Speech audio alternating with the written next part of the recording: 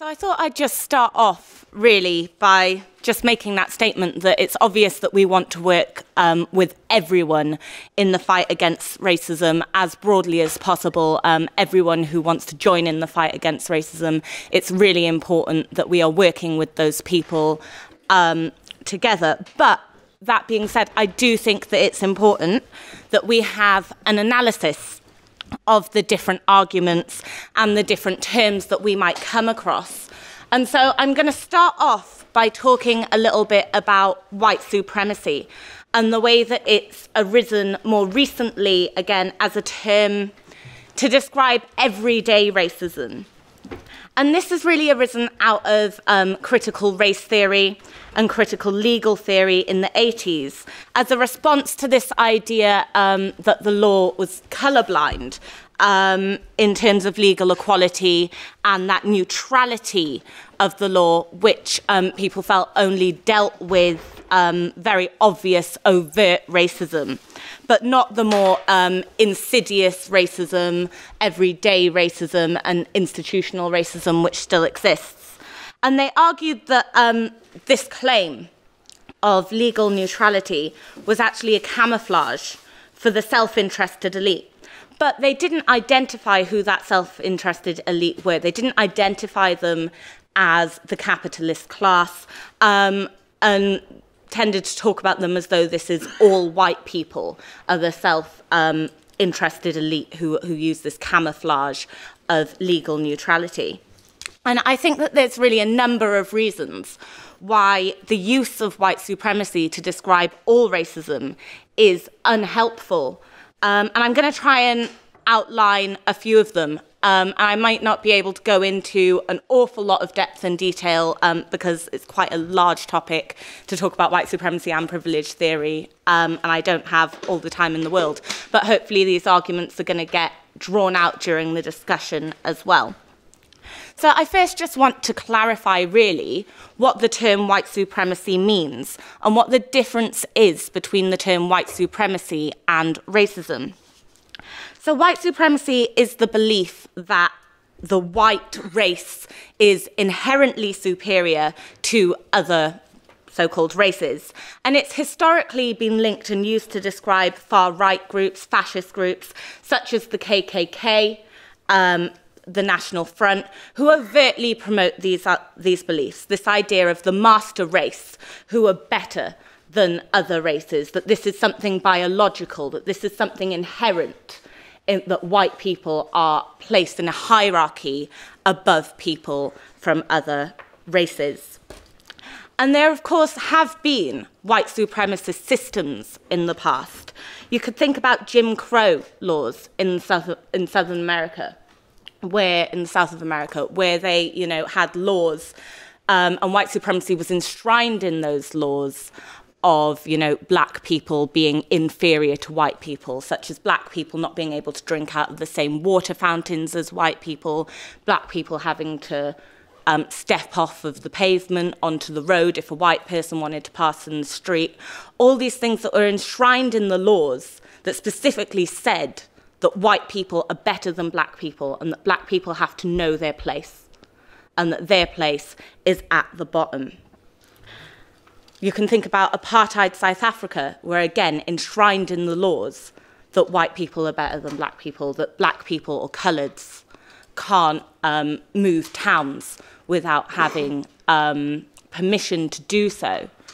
And these are white supremacist systems.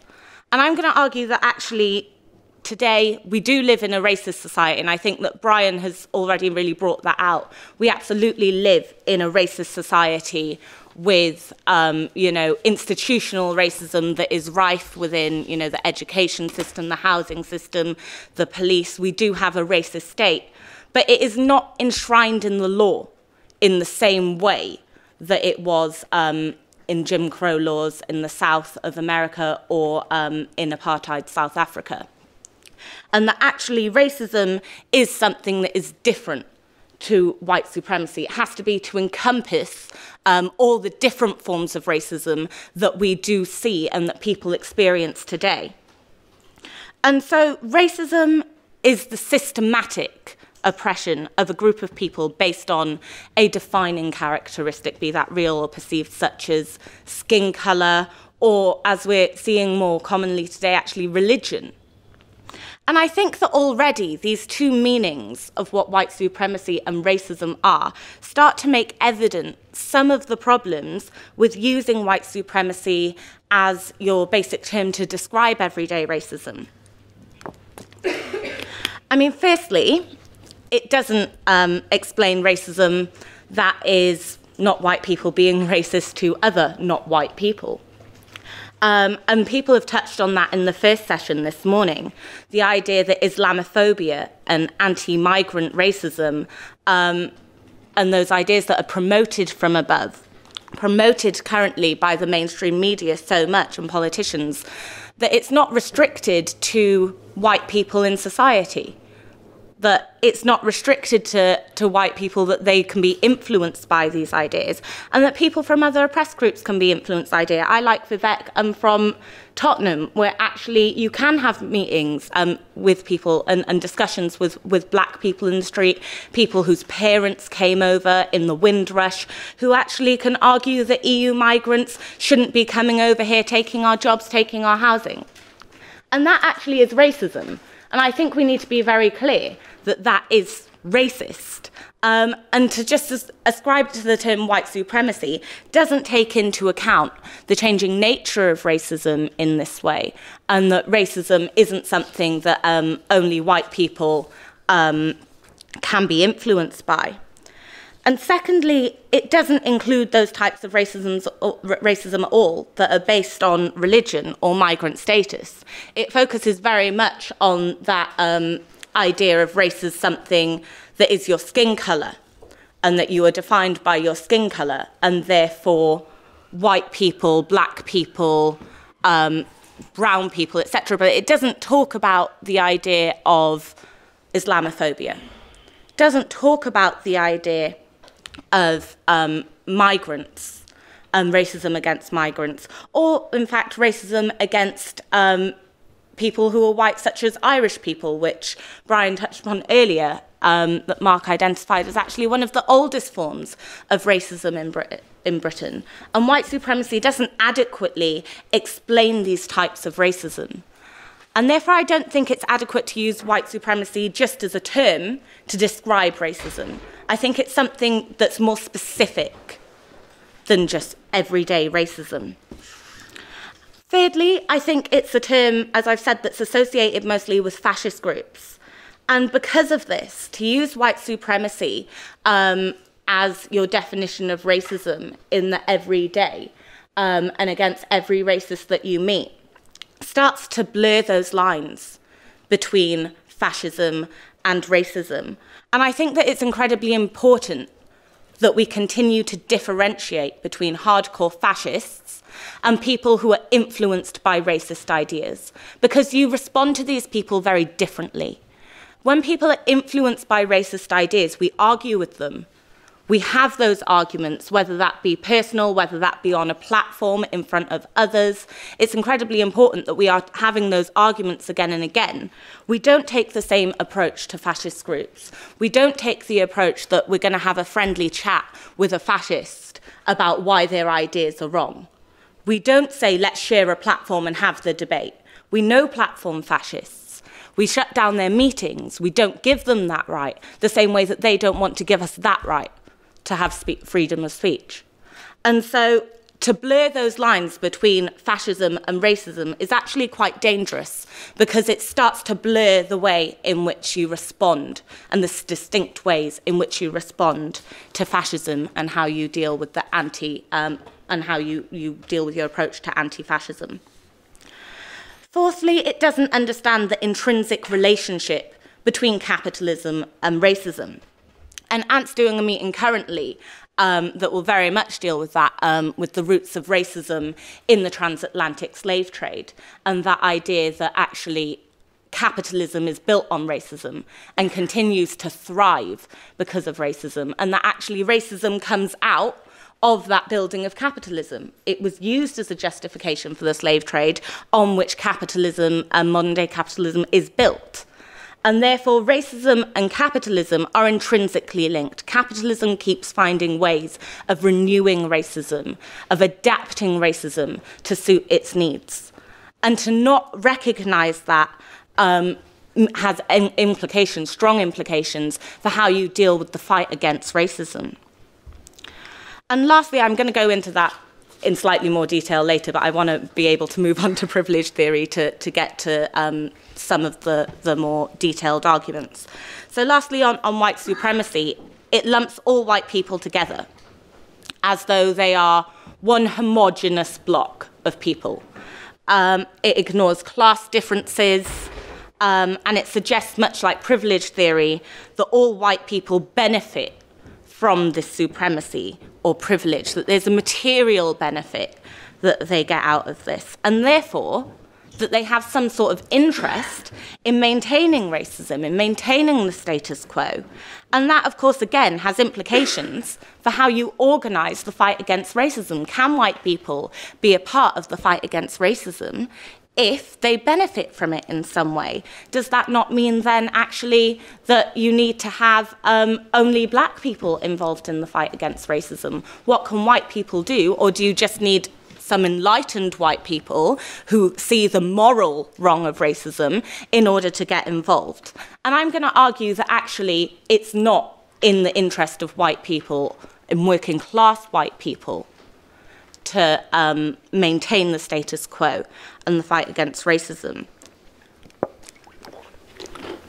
And I think really that links perfectly really with the idea of privilege theory, and that's why you see white supremacy and privilege theory talked about together so often, that they're two terms that come together. Privilege theory theorists will often talk about white supremacy and the supremacy of white, because it's that same idea that one is somehow privileged because you are not oppressed. And of course, privilege theory covers a myriad of different oppressions.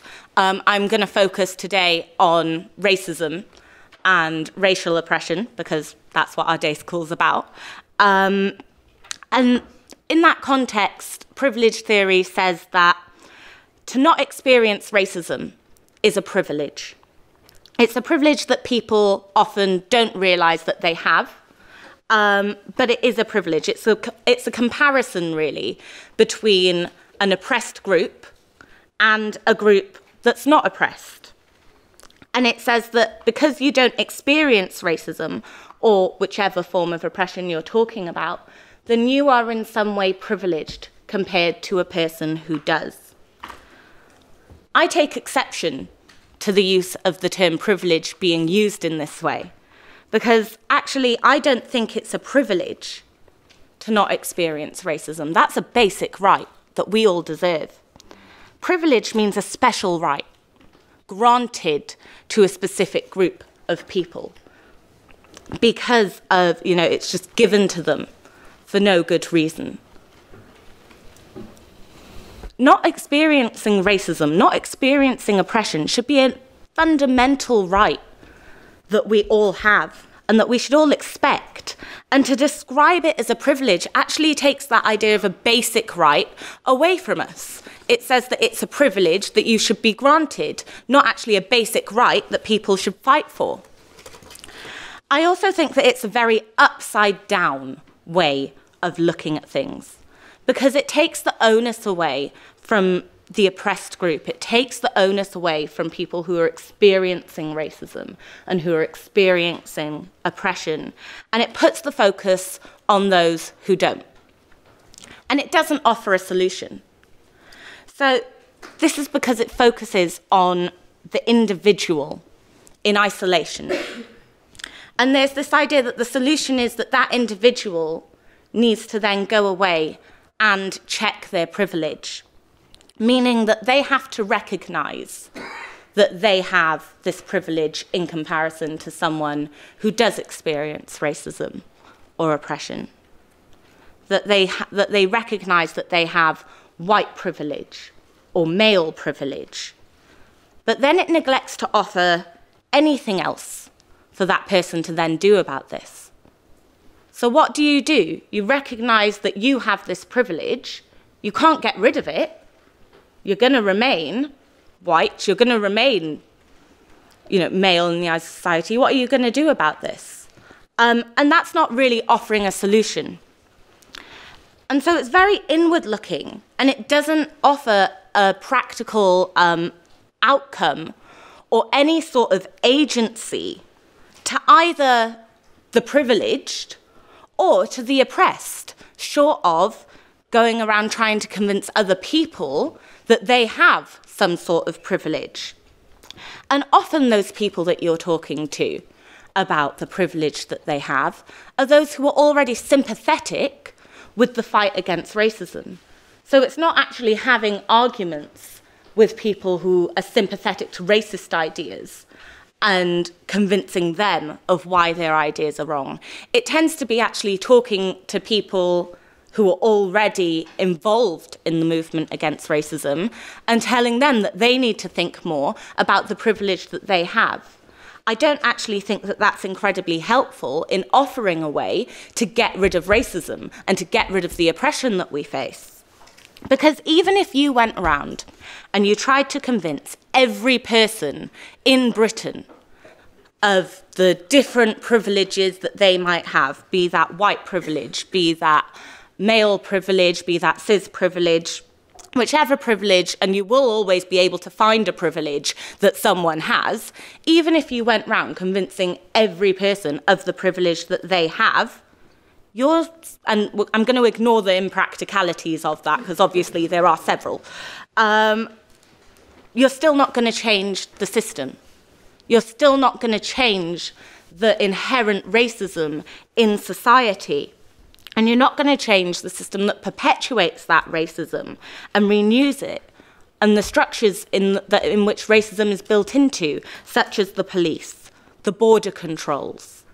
You're not going to be able to change the minds of Theresa May by going to her and saying, look, Theresa, I'd like you to please check your white privilege and open the borders.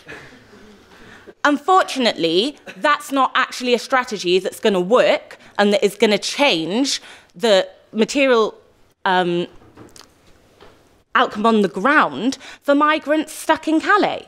That's not actually a way that's going to change the racism that people face from the criminal justice system. And so it doesn't really offer a solution to the problem of racism, short of asking people to recognise that they don't experience it. And this, of course, is not to say that we shouldn't be dealing with racism on an individual level. Of course, and Cassidy said this earlier, it is vital that we challenge individuals with racist ideas in any environment that we encounter them. But this strategy on its own can't win. So it's important that we are having those arguments. It's important that we are changing people's ideas. And I'd like to say, lots of people said in the opening session, they talked about their experiences of how ideas can change. And I'll talk about how ideas can change in struggle later. But you don't only need struggle in order to be able to change people's ideas. You need to be able to go out and argue this. And I come from a very, very small, it's not even a village, it's a hamlet in South Wales of about 13 houses. And before I moved down there, my parents lived there for quite a while, and their next door neighbour, who's a woman who I grew very fond of and was like a grandmother to me, she was racist when my parents moved in there. She used to say, she read The Sun, read the Daily Mail. She used to say the most awful racist things to my mother. And my mother argued and argued with her every time they spoke. And then one day, my mother went in, and this neighbour said to her, do you know what so-and-so, we're a very gossipy village, okay? She said, you know what so-and-so across the street said to me? She said that black people were coming to pretend they were going to do this and that. That's racist, isn't it? Isn't it awful that she said that? And so her ideas through these arguments had actually been changed. And she was able to then take on those ideas and those arguments with other people. And when I actually went and moved down there and started to live there, she never once expressed any sort of racist sentiments to me, and actually became, one of the most wonderful people that I've ever met and spent time with. And so it's really important that we do have those individual arguments, and they can make a difference on an individual level. But they're not going to be the thing, unfortunately, that makes the difference on a structural level. They're not going to be the thing that gets rid of institutional racism and the racism that the majority of us face in our everyday lives. And this focus, again, on the individual in isolation doesn't take that into account. It doesn't take into account the relationships between people. It doesn't take into account the fact that we live, going to be a little bit longer, sorry, in a multicultural society. I know, I hate it when people do this when I chat. And how people with this perceived privilege, whilst not experiencing racism themselves, may actually still be affected by racism.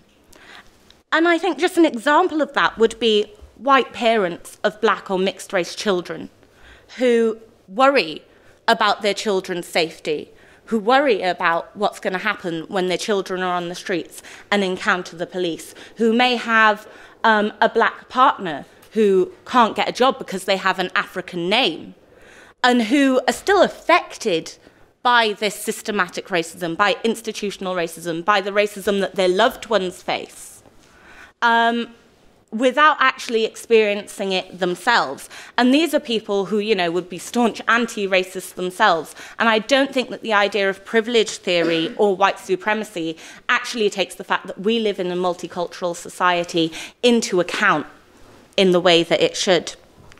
And this also undermines that idea of privilege theory and white supremacy.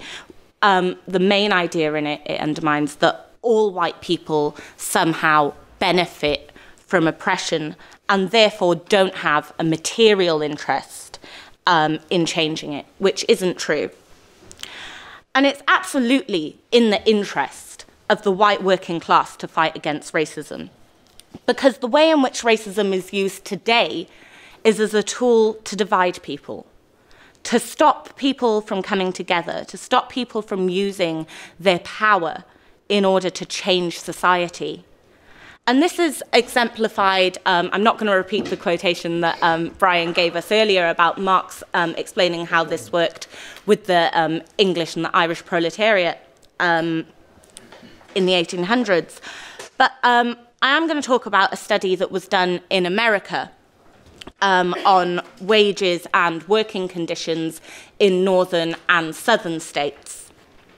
And it looked at the attitudes of workers in the southern states, where they were more racist and unwilling to come together with the black workers and fight for better wages and fight for better working conditions. And that was simply because they felt that they were better off.